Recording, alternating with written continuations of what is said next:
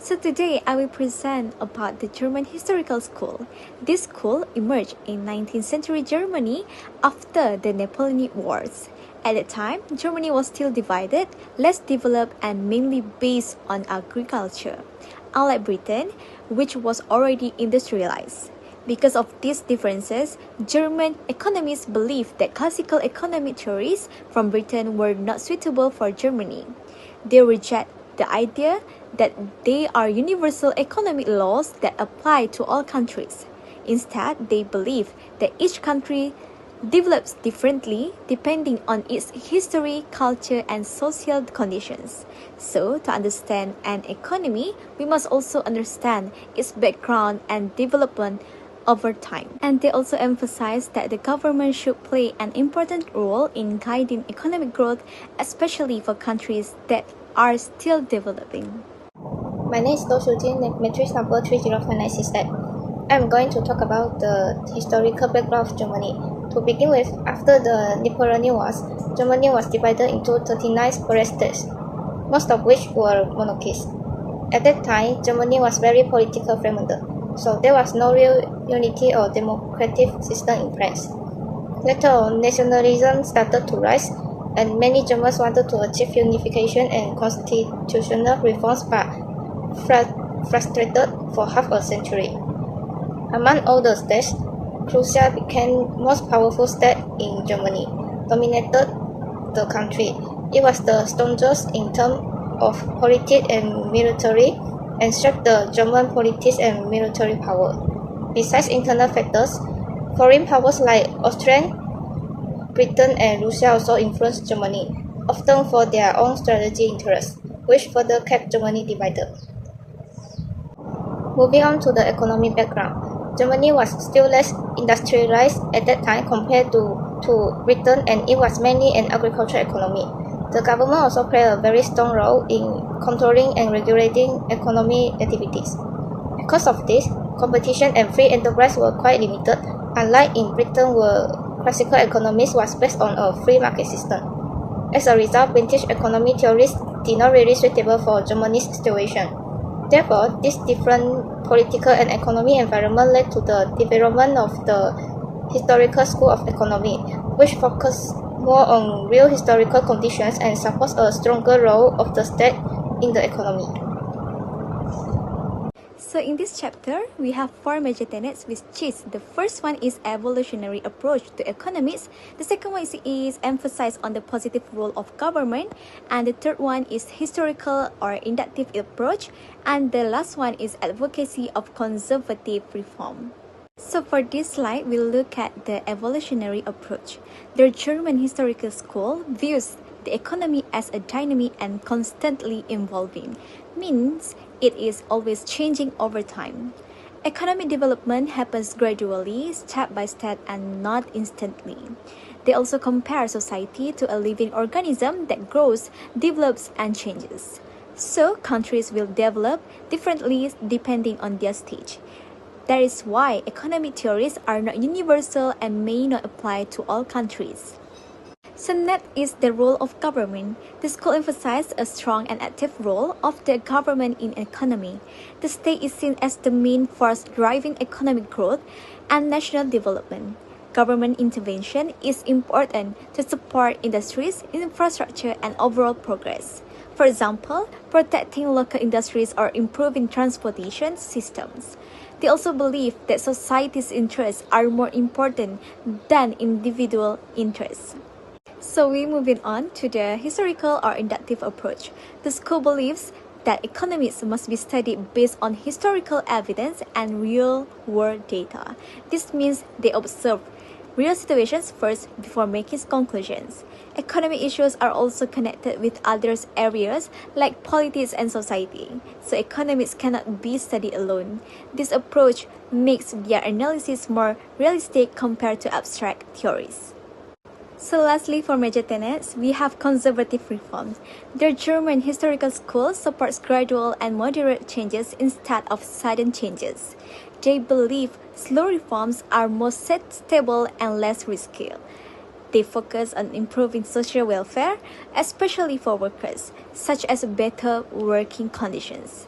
The government should help improve living standards and promote fairness. These reforms also help maintain stability and avoid extreme changes in society.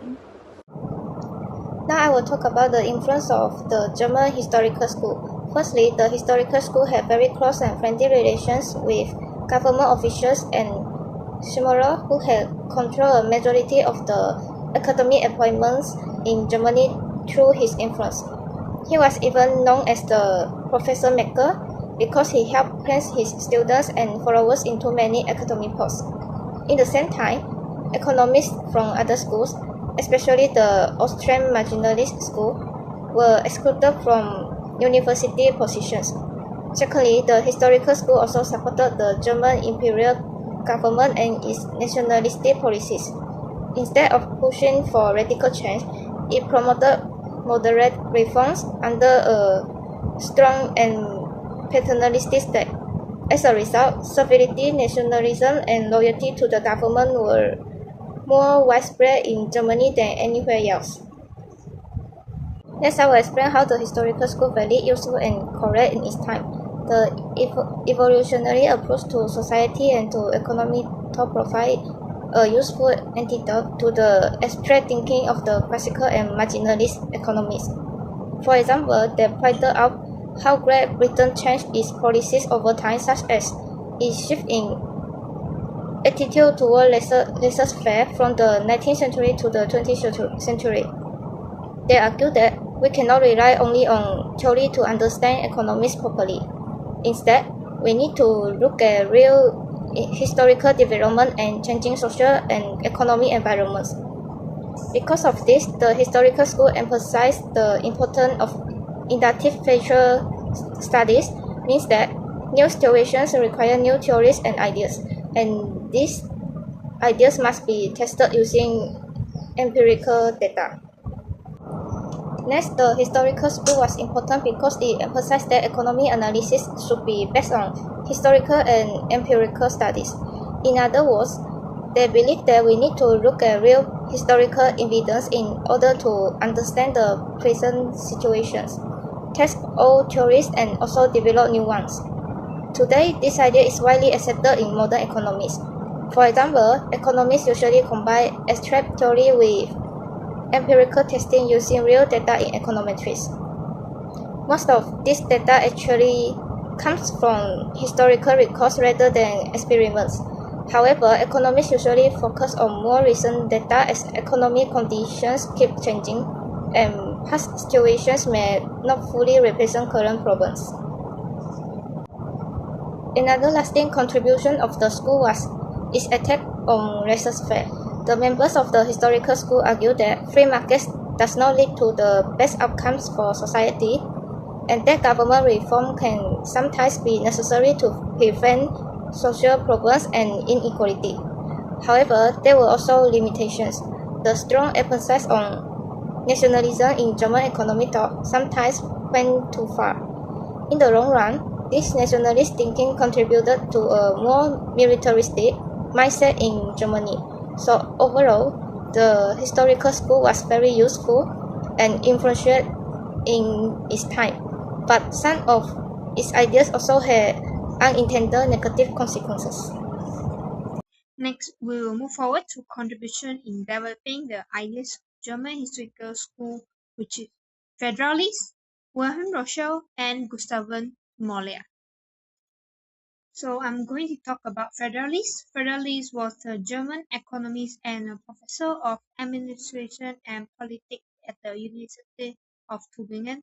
However, because of his radical political and economic ideas, he was dismissed from his position. After criticizing the government, he was labeled a traitor, imprisoned, and later fled to the United States from 1825 to 1832. During his time in America, he was strongly influenced by US protectionist policy, which later shaped his own economist ideas. After returning to Germany, he promoted the Zollverein custom union and supported German industrial unity. He is best known for his book National System of Political Economy, but unfortunately he died in 1846 due to ill health and financial stress. Federalists believe that nations need to protect new industry, which is infant industry, until they become strong and competitive. They argue that young domestic industry cannot compete immediately with well-established foreign producer. Therefore, they support the use of tariff and trade restriction to shelve this infant industry during their early stage of growth. Federalists also claim that no country, including the United Kingdom, become economically powerful through free trade alone. Instead, successful nations first protect their infant industry and promote domestic development before adopting free trade after become competitive. So I'm going to talk about the stage of economy development. Federalists criticize Adam Smith's ideas of applying free trade to all countries regardless of their level of development. He believed that nations develop through different stages and therefore should not use the same economy policy. Federalists introduced the stage of economy development theory, which includes five stages: the savage stage, pastoralist stage, agriculture stage, agriculture and manufacturing stage, and finally the agriculture, manufacturing and commercial stage. In the early stage, he support free trade because countries need to access raw materials and basic goods. However, he argued that if a country tried to move into the manufacturing state without protective measures, it could become trapped and unable to compete with advanced nations.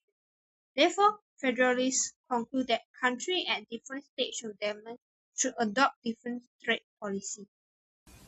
Hello guys, my name is Firaus, and now I'm going to talk about Wilhelm George Friedrich Rocher, or as we all know him by Wilhelm Rocher. Wilhelm Rocher is one of the most important early figures in the development of German historical school of economics, particularly representing what is known as the older historical school. So his background is he studied at Göttingen and is a member of Corps Hannovera. So basically, Corps Hannovera is like a student club where a bunch of people are going together and discuss about something. And of course, Wilhelm Rocher is part of them. So one of his major work is the five-volume textbook called Economic Science. Fun facts: to complete this volume, to this textbook, it needs 40 years to complete it. So yeah, that is very long time to complete the five volumes textbook. He remained faithful to the liberalism of Friedrich Christoph Dahlmann. He had to spend more times in the University of Leipzig, and he actually spent there for teaching students for 46 years there. And as we know, he played a major role in shaping economic thoughts in Germany. Rocher established the historical mandate of the foundation for German economic thoughts. He argued that economic principles could not be universal laws but must be understood within their specific historical and cultural context. So basically, he said that Germany is not cannot just take the same principle, the same economics planning from other countries. For example, like Britain, because Britain is already a developed country where they have their own trades going in and going out. So to take the example of the laws, the tariff, etc., to take it in to implement it in Germany, he feels that it's not the same and will not succeed. So he proposed emphasize that collecting empirical evidence from history to understand economic phenomena.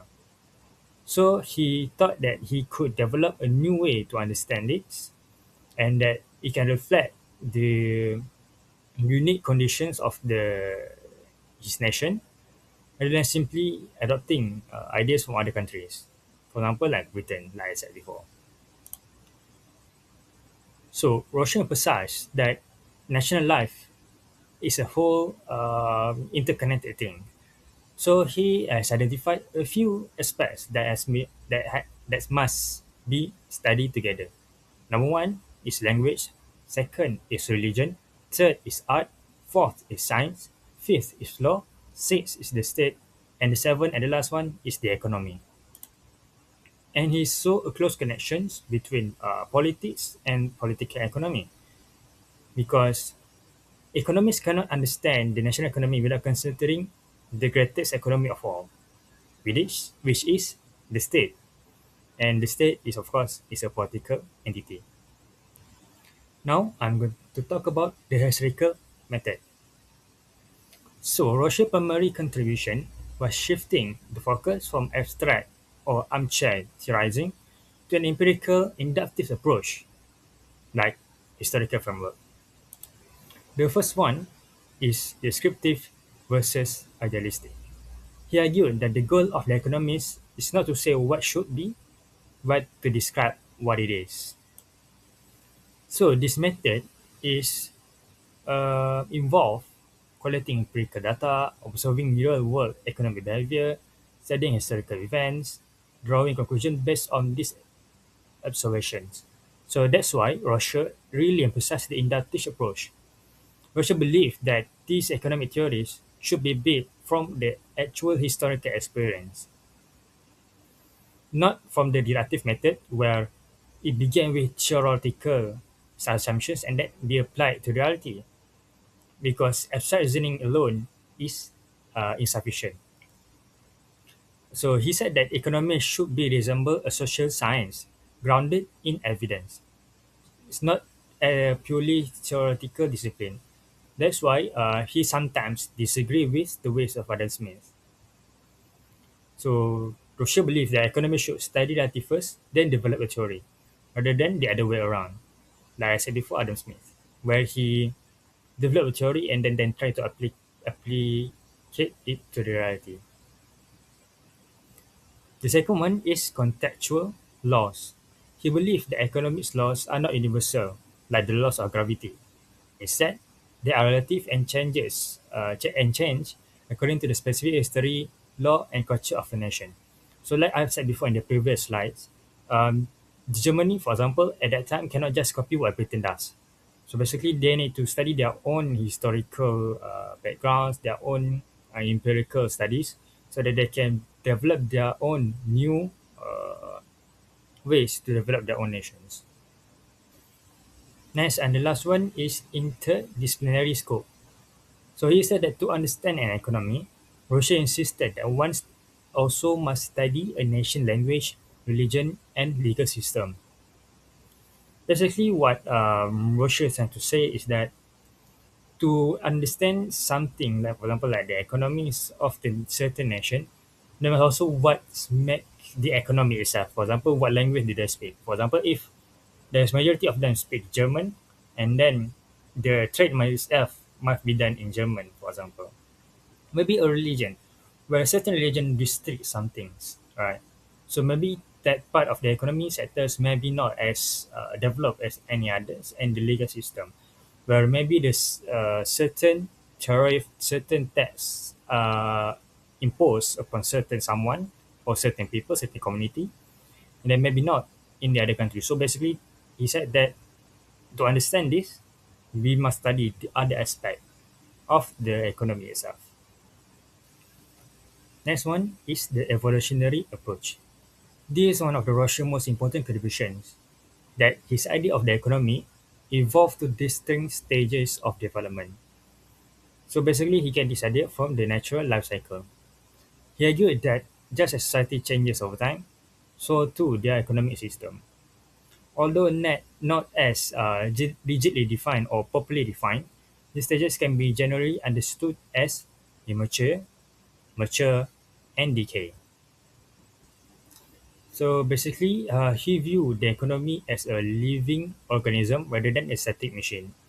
And he proposed that every single nation passes through this biological life cycle.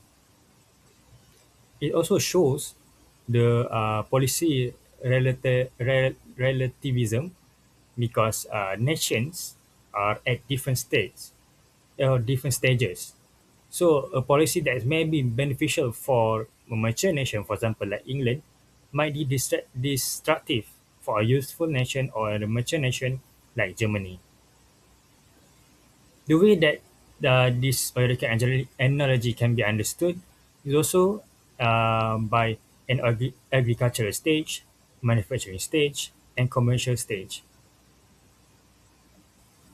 And Rocher emphasized that each of these stages has its own institution, policy, and economic behavior, so that we can understand that the agricultural stage will not be the same as manufacturing stage, and manufacturing stage will not be the same as a commercial stage, whereas maybe there are some linkage between them, but we could say that based on the biological analogy that the economy itself is evolving over time. So Roche summarized that the economic policies that work in one stages may not be suitable for another. So the policymaker must consider the level of development of a country before applying the economic strategies. Like I said before, for example, like the German cannot just take the economic policies of Britain because they are not in the same stages. Now, I'm going to talk about empirical research. As we talked about before, Rocher actually favored the inductive method, where we gather massive amount of historical data and facts to form a conclusion, rather than the deductive method that is used by the classical economists, for example, like Adam Smith, that started on the theory then apply it to the world. So that this mean that Rocher just dismiss the classical theory, no, the classical economists? No. He actually paid respect to the past. So unlike later members of the German history school, Rocher was moderate. He did not want to throw away the classical theory, like Adam Smith's idea, but rather he wanted to supplement and ground it to the historical reality. Basically, supplement, not supersede. But what he meant by supplement? Basically, he intended to add historical depth to the classical theories rather than just throw them out or replace them in his theory. And then, because of the way he used these methods, he later criticized by the younger school for returning to the very method that he claimed to move beyond. Basically, he said that, oh, the classical economists basically just not the correct way to use the theories, right? The static way theory and then apply it to the world. But then he said that he moves past that. But instead, he used the opposite way, which is inductive. So basically, the younger school are criticizing him because of the inductive and deductive reasoning that he used later in his research. So based on the research that he's done, he also placed a great importance to the non-economic factors that is shaping the economy. For example, like I said before, cultural tradition, legal system, political institution, and social norms. So basically, when he drew these historical data and facts to form a conclusion, he noticed that these non-economic factors actually does have a significant impact on the economies. He believed that these elements influence how the economies function and develop. So that's why he concluded that there's no universal economic model that can be equally be applied to any other countries. So each nation has to develop their own economic system based on its unique characteristic, based on the research that is done, the empirical research or the inductive method that is done. Next, we'll take a look at his criticism and his legacy. Despite his contribution, Rocher has been criticized by the younger school of thought and other people for several reasons. The first one is his approach is often considered too descriptive, focusing more on explaining history rather than developing precise theories. Basically, he just doing analysis of the history rather than creating his own economic theories. He did not provide any clear predictive models, so making it difficult to test his ideas. Basically, he made his ideas too general or too broad to actually be tested in certain economies. And his rejection to general laws making it harder to build and unify economic theories. Basically, that he rejected the classical theories where all the theories can be applied no matter what countries they are, because it's a basic model. But Roche's rejection of that laws, making it harder to build unified economic theories, because he said that each nation is need to have their own unique laws or unique economic theories, because they cannot just copy from another great nation, right? For example, like British. Of course, when people praise him, where he studies the historical economic phenomena behind their social context, but they're also being criticized by the younger historicists as not radical enough to rejecting the classical method, because he said that he supplement, not suppress it, right? So yeah, and he also did not create a distinctive alternative to the classical economies.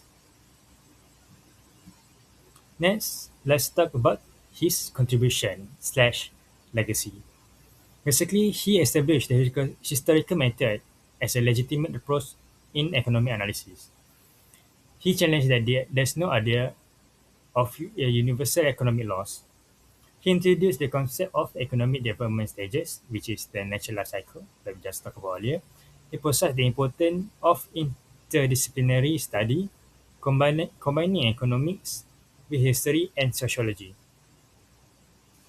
And unlike classical economists who supported the laissez-faire or the minimal government intervention, Roche adopted more balanced and pragmatic approach.